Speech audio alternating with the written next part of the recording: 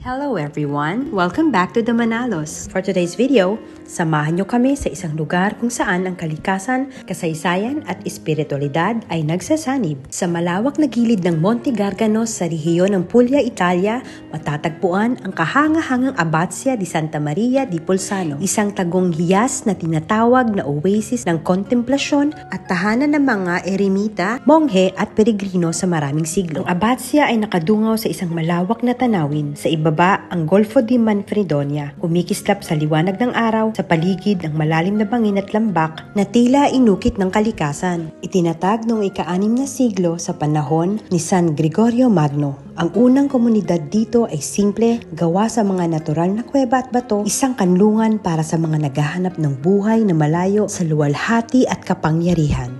Ngunit hindi nagtagal, dumaan ito sa panahon ng panganib, kabilang ang paglusob ng mga Saracen, pagsunog at pag-abandona. Sa kabila ng lahat, nanatili ang espiritu ng lugar, tila hinihintay ang muli nitong pagsilang. At noon ngang ika-12 siglo, sa pamamagitan ni San Giovanni da Matera, muling naitatag ang komunidad ng Eremiti na kilala bilang Eremiti Bolzanesi. Ang simbahan ng Abbazia ay hindi marangya, walang gintong kisame, walang ingranding marmol. Sa halip, bato, arko, liwanag at natural na kuweba na nagsisilbing apsis, isang tanda na ang kabanalan ay hindi laging nasa dekorasyon, kundi nasa presensya. Ang liwanag na pumapasok sa kuwebang simbahan ay limitado at kontrolado na nagbibigay ng natural na iluminasyon na ginagamit ng mga monghe sa kanilang ritual at liturhiya. Ang ganitong uri ng disenyo ay sumasailalim sa pilosopiya ng mga komunidad ng Bolzano, kababaang loob, pagiging malayo sa materialismo at paglapit sa pananahimik. Daang taon man ang lumipas, ang kuwebang simbahan ay nananatiling mahalagang bahagi ng pagkakakilanlan ng Abbazia. Buhay na patunay ng ugnayan ng tao, pananampalataya at kalikasan. Sa ngayon, ang Abbazia ay tahanan at komunidad ng mga monghe na nagpapatuloy sa tradisyon ng panalangin, trabaho at katahimikan. At sa kabila ng pagiging tahimik, ang lugar ay naging inspirasyon ng mga manunulat, pintor, musikero at mga taong humaharap sa pagbabago sa buhay. Ito ay nagsisilbing paalala na sa gitna ng mabilis, maingay at digital na mundo, may lugar pa ring nananatiling banal sa katahimikan. At sa aming paglabas sa Abbazia di Santa Maria di Bolzano, tila naghalo ang dalawang mundo, ang katahimikan ng sinaunang bato at ang ingay ng makabagong panahon. Sa aming pag-alis, unti-unting naglalaho ang mga bundok at bato sa paligid. At sa bawat liko at kurba ng kalsada, ramdam pa rin ang katahimikan ng bundok at ang kasaysayan ng lugar na iniwan namin sa likod.